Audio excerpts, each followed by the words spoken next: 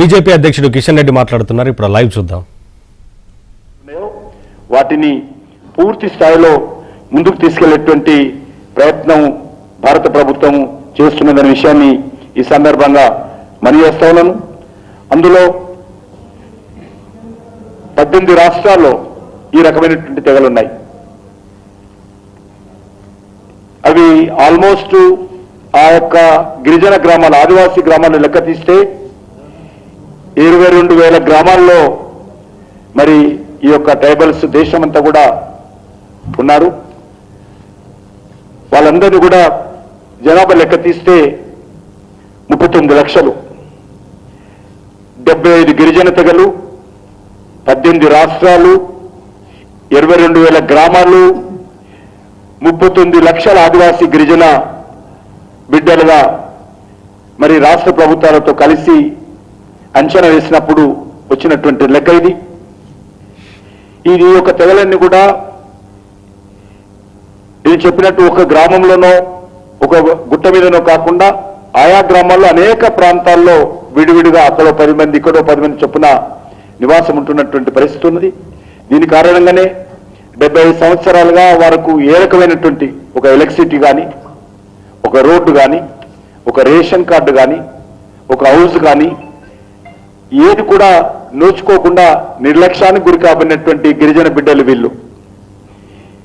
ఆదివాసీ ఈ యొక్క గిరిజన బిడ్డల అభివృద్ధి కోసము మరి గిరిజన గ్రామాలను గుర్తించాము. ఇప్పుడు ఈ యొక్క 22,000 గ్రామాలలో రోడ్లు, టెలికాం కనెక్టివిటీ, ఎలక్ట్రిసిటీ, అదేవిధంగా ఇల్లు కట్టించడం, అయినాక స్వచ్ఛమైనటువంటి రక్షిత మంచినీటి పథకంలో భాగంగా ట్యాప్ వాటరు, శానిటేషను, అదేవిధంగా స్కూల్స్, ప్రైమరీ హెల్త్ సెంటర్సు, అదేవిధంగా అంగన్వాడీలు ఏర్పాటు చేసి పౌష్టికాహారం మీద, ఎందుకంటే చాలా మంది గిరిజనుల్లో రక్తహీనత ఉంటుంది, అందుకే ఆ యావరేజ్ లైఫ్ కూడా తక్కువ ఉంటుంది వాళ్ళం.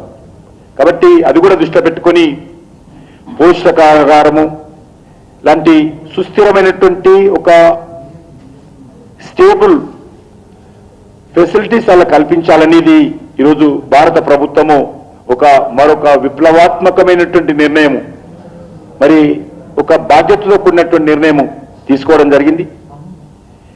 ఈ యొక్క సుమారు దేశవ్యాప్తంగా చూసినట్లయితే 454 మండలాలు వచ్చినాయి. అంటే బ్లాక్స్ అంటాం, మన దగ్గర మండలాలు అంటే దేశంలో బ్లాక్స్ అంటాం.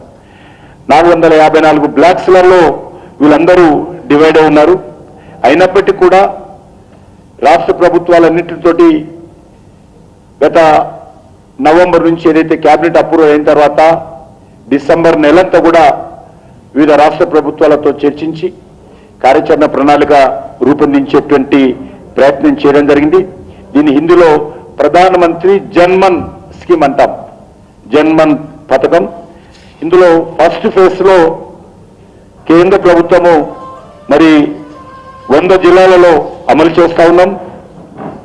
ఈ యొక్క 100 జిల్లాలలో రేపటి నుంచి పూర్తి స్థాయిలో అమలు చేస్తా ఉన్నాం.